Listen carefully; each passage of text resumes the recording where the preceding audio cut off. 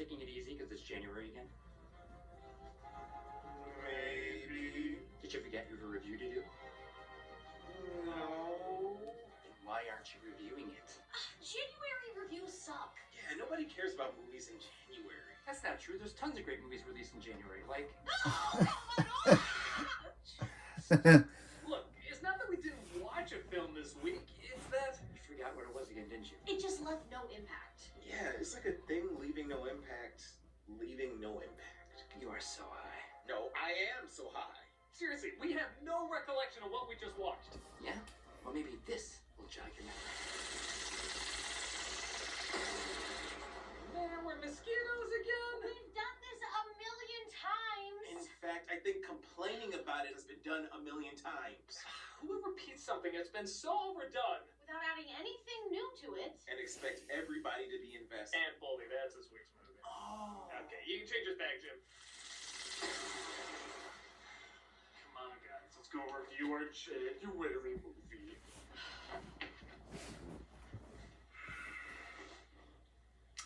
You know, this all seems very out of character for me. Seems more like a Rob kind of role. Could it be that he has COVID rebound?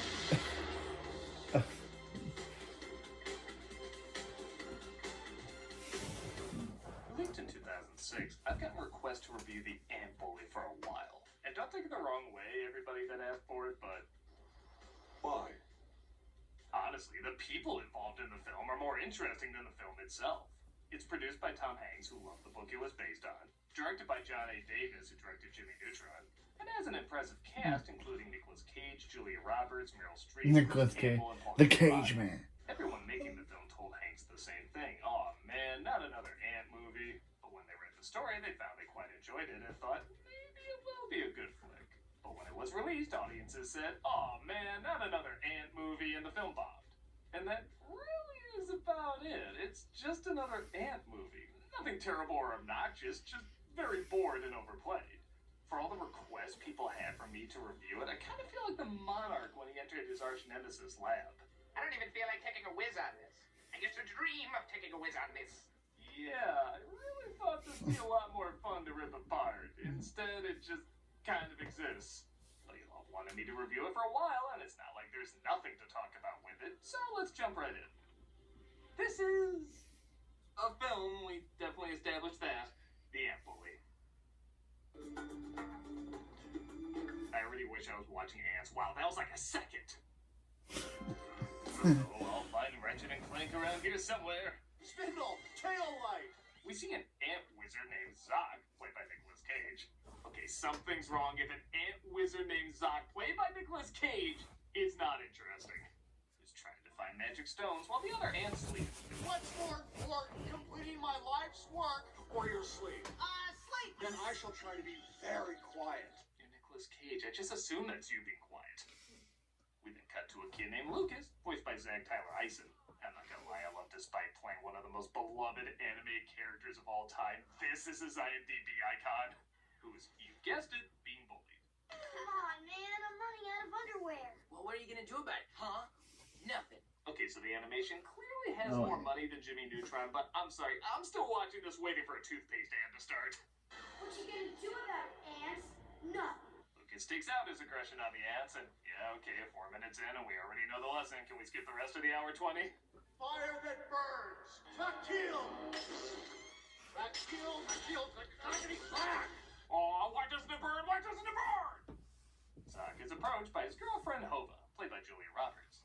Maybe you're pronouncing it wrong. How can I pronounce it wrong? I made it up. Now, if you were to ask between Nicolas Cage and Julia Roberts, which character would I enjoy more?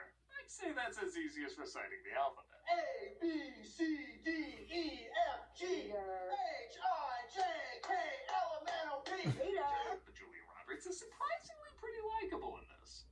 I don't hate her, but that marketable and even manipulative America's sweetheart image she clearly branded onto herself got in the way of a lot of her performances. Here, though, she surprisingly comes across as very genuine, upbeat, and likable. And I think a lot of that is from the expressive animation and her performance. Yay! That was great, sweetie. Is that what humans do when they're sad? They leak from the face? We do this. Meanwhile, crazy Nicolas Cage is fine. I guess he's more neurotic than Woody Allen, so there's that. But he's not acting crazy enough to get a lot of laughs, but he's also not subtle enough to have any real layers. Fight back. We must stop the destroyer. Just talk with the human. Oh, what a great idea. Let's have a nice chat. I guess I do buy his and Hova's chemistry, even if it is kind of based around a tickle fetish. Listen, somebody's very specific erotic fan fiction coming to life. Attacks from the destroyer grow more frequent. Oh, Ricardo Montalban is in this. He has the same important role as Roddy McDowell in A Bug's Life. That is to say, not important, but makes you go, ooh, Ricardo Montalban is in this. They even have the same initials. It's our big wedding anniversary. We're going to Puerto Vallarta. Lucas's parents leave the set of the Bobbleheads movie to go on vacation while his grandma, played by Lily Tomlin, looks after him. Oh, I believe she is the aunt of Spider-Man, not the grandma of Ant-Man. What are you doing? Preventing alien abduction, that's what I'm doing. If ant wizards can't exist, why not aliens? Lucas gets made fun of again, once more resulting in him taking it out on the ants. And give the film this, it has a body count. Oh. Those are babies, man. That's like an entire generation wiped out. I think we're seeing the equivalent of Ant Krypton right now. Hello. He's approached by the Exterminator, played by Paul Giamatti. Paul- Again, sounds funny on paper, but the Paul problem is there Giamatti? aren't many funny lines on paper. Who does your thinking for? Oh. Your mommy? Like me? Oh, please, like me. Look, I'm just trying to make this sound different enough so Over the Hedge doesn't sue. I'm not exactly trying for the awards here. Stan Beals is the man. Beals about pest control. You may have seen me as an opening credit joke on Bob's Burgers. He said, "You'll have my son sign a contract for me if I happen to forget to before I leave." His exact words. He signs the contract to get rid of the ants, which I guess is a scam. Like, he says his father ordered it, but with his demeanor, it looks like he's just going up to random kids and having them sign bug policies. It's a weird shakedown. But later that night, Zuck has a plan. Oh, thank God my game has an ASMR for sleep mode. Zuck pours the potion into Lucas's ear, causing him to shrink. My grandson being turned into an antonyme! She sees Lucas being abducted but is unable to help as they quickly get him to the colony. This is just like that dream I had, only somehow more erotic. Ah, his skeleton is on the inside. They get him to the higher-ups. Wait, Ross Tom and Kenny? to him. Find all of the lower hatching chambers and douse the colony with the dreaded Yellow Rain. That's P. Yellow Rain is also the Prince porn parody that Prince himself started. What? Herself. We're But- introduced to the Queen, played by Meryl Streep, who says he must be given a chance to prove himself worthy of living by showing... Again, people Tom what Kenny's him in as. this. I therefore sentence the human to live and work in the colony. Despite Streep getting billed over Giamatti, not only does he have a lot more lines than her, but she literally has just 2 short scenes I'm pretty sure were shot in her car. Okay, you have me for 2 minutes on my grocery run. Okay. And action. It is I, the Ant Queen. Let him be an ant. He's an ant. I've spoken. I don't think that's the line. Don't worry, I'll win an award for it. You see? How did you get an audience to applaud for you in a car?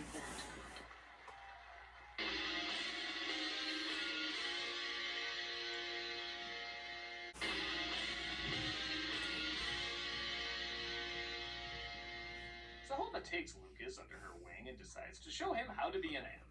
Are you male or female? And how do you tell the difference? I mean, is it... Oh. Is that how? Because of the boy, it's fine. If these genders were reversed, this would be goddamn creepy. It makes her cross her heart as she promises not to eat. Cross my heart, I will not eat you. You say cross your heart, not your butt. I just did. See? I don't know what question is stranger. What the hell does that joke even mean? Or how many kids actually looked up if an ant's heart is in its ass? Oh wait, I forgot not many. He's taken to the foraging instructor Krila, played by Regina King, and he's shown an obstacle course where he has to work with the other ants in order to get the food at the end. We're also introduced to Fugax, played by Bruce Campbell. I have journeyed far beyond the Great Flat Rock, where the Huh. humans pride in their It's metal Peter cocoons. Parker. This is such a Bruce Campbell archetype. They literally gave him 2 huge chins to Parker. emphasize it. Parker. Peter Parker. Lucas tries to help out, but accidentally gets flung away. Dead. His body's lasagna. Oh, I mean, he's fine. At first, the ants like they figured out how to catapult himself, but when he can't climb like the rest of them to win, he gives up. You worry about you, and I'll worry about me. Oh, Lucas. That's not the way ants are. We're like celebrities after a natural disaster. We want to physically help, but we really shouldn't. She simply gets distracted by something in the distance. Hello? The ant lady. Arm become a lappy tappy in between shots. Even Popeye is looking at that arm saying, Oh, kid, you need to get some sentimental. Whoa. it turns out she saw a swarm of wasps going at her. And I could be crazy, but I swear I hear Nicolas Cage saying, "Who wants magic? Fuck you." Who wants magic? Fuck you! The film's PG, so I get 1. When it comes to helping the ants or saving himself, Lucas chooses to save himself. However, he does find a firecracker to scare the wasps away. This calls for a burp joke.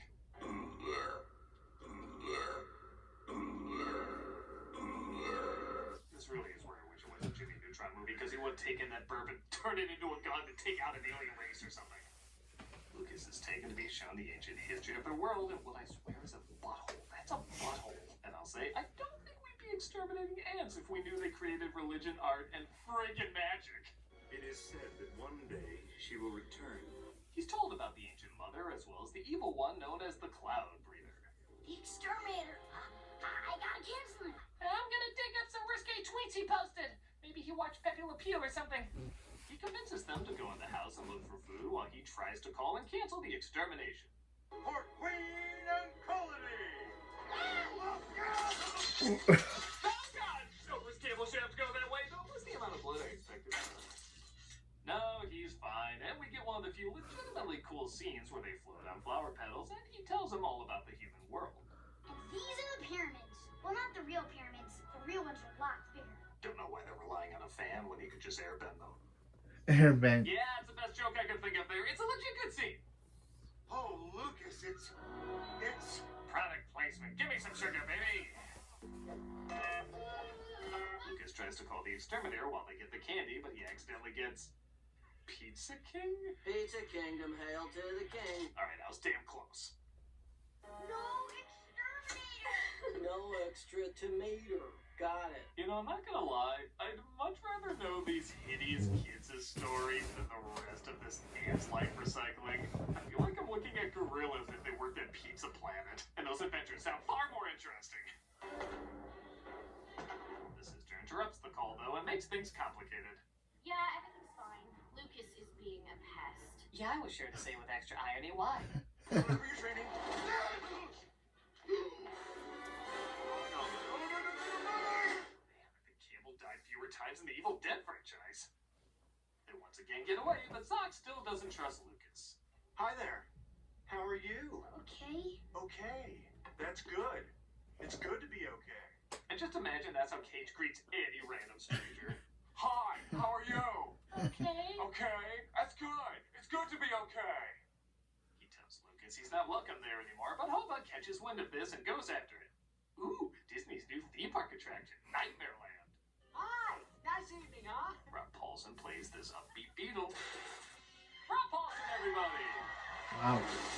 And we do get more of him as Lucas is gobbled up too, and man, if you told me the best parts of this insect-based epic was inside a frog's stomach acid, I'd say maybe Fievel should have been swallowed all the way to see what colorful characters he'd run into. So, what do you guys do? I'm a glow-worm. I glow. That's great. Hey, Penis. I also love this dark as hell joke. Why can't you be more, Hey, Lenny! This is what I'm talking about. Lenny always has a smile on his face. No, really, they need a sitcom. Why is Three Ben- bugs and a decapitated corpse. why is Ben And a frog. Stein in this? Tell me you would at least watch the first episode. Zoc finds him and uses the same route he gave Lucas to make him vouch. They naturally talk about the differences between ants and people. They talk about how people can't always get things done because of their differences. But Zoc says if they use their differences for the good of the group, they can be strong sheep. I mean ants. Yeah, Man, talk about the exact opposite message of this film. Some people work together. Why not all? There are differences. But it's the differences that make a colony strong. But yes, it's clear what point it's trying to make, and it's not a bad one. However, that matters little when the following day an ant shell of death arrives. No. Also, I have nowhere to put this, so I'm just gonna say it here. I love that one of the ants sleeps with their eyes open. Just I've never seen that in a cartoon. It's not even brought up. I don't know, maybe it's a CG glitch, like when Donkey has too much hair. Either way, it's neat to see. How do you know of this creature? Because they brought him here. It's revealed Lucas knew about the Cloud Breather, and everybody turns against him because we can't disrupt the third act You conflict. shrunk me, you can shrink the cloud breather. Oh, maybe we can. That was refreshingly short. They get the idea to join forces with the Wasps, but as you'd imagine, they're pretty hostile. He brings death clouds that will destroy us all, unless we can work together to stop him. That line was broken. It has been remade. They eventually agree, and I will say this climax of them trying to take out the exterminator is pretty fun. You really feel the size and weight of everything, and I'm sorry, I laugh hard when he briefly teams up with the lice in his hair. That is so gross, it's hard not to laugh. Lucas works with the colony and suddenly gets ant powers. I think that's tied to the root he was given earlier. And he's able to finally be a team player. Meanwhile, Pinky and the Bug try to help out as Pinky and well. the- If you really want to help out, go back to the beginning and make this film about you guys. That looks vulnerable. Perfect. I honestly can't think of a better joke than what I wrote in my notes when watching that scene. Wow, he bit his dick! Zach gets the potion in him, resulting in the most terrifying transformation scene. And I've seen some terrifying transformation scenes. Uh-oh. He looks like the halfway point between good and Doom turning into a tune and being squashed by the steamroller. I've seen Hills Have Eyes mutations less scary. The day is saved, and Lucas is officially made an honorary ant. No more Lucas the Destroyer, but Rokai the Ant. Was there an origin to that name you randomly made up? Look, I'm just trying to make it sound like I didn't record this at a Red Lobster. I'm not exactly trying for the awards here. Mom, hey, Mom! He's put back to his regular size, makes up with his mom and dad, and even gets some revenge on the rejected garbage pail kid. Together, we're big. You think these stupid losers are going to team up against me?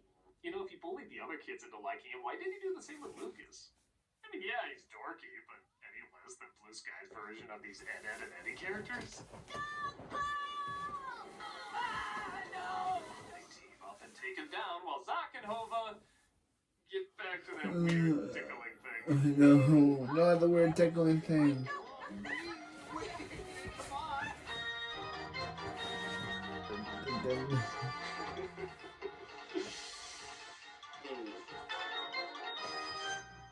And that was The Ant Bully. It's The Ant Bully. I mean, what am I supposed to say? No, it's not good, but is it really that bad? The lesson's fine, the acting's fine. Once in a while there's a cool bit of animation, but most of it's very paint by numbers. I can point to a million movies that do most of what they're trying to accomplish better, but that doesn't mean it's doing it horribly. It's just underwhelming. I can see kids watching it, there's nothing else to do, and it's on TV or something. I just don't think it's a film anyone would seek out. Clearly a lot of the people involved went on to better things after this, and I don't know, is it really that big an embarrassment on their careers? I don't think it is. I think it's just a whole bunch of meh. Yeah, I'm sorry I couldn't get furiously angry or lovingly passionate about it, but it's just not a movie that gets any big emotions out of me. There's worse ways to keep your kids entertained, but there's definitely better ones too. I'm a nostalgia critic guy, remember? So you don't have to. What now? I don't know. I was so underwhelmed I didn't write anything. Well,